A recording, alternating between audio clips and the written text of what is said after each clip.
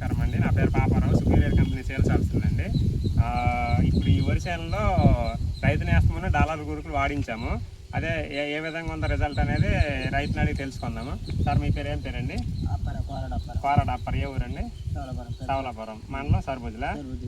మీరు ఎన్ని ఎకరాలు చేస్తున్నారు? 4 ఎకరాలు వరి అండి మొత్తం. ఏం వాడారు మరి?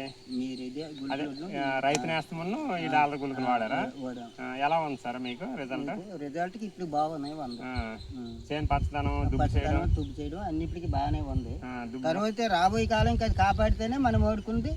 అది మీకు పేరు చెప్పడం అవుతుంది. నేనంది పిలకలు చేసిందా? పిలకలు ఇప్పుడు ఒంటి పిలకతోటి ఉండేది కదా. ఒంటి పిలకతోటి వచ్చినాయి. వెళ్ళినప్పుడు ప్రతిదీ ఒంటి పిలకే. ఇప్పుడు ఇది తుబ్బు చేస్తుంది కాబట్టి అవస్థ.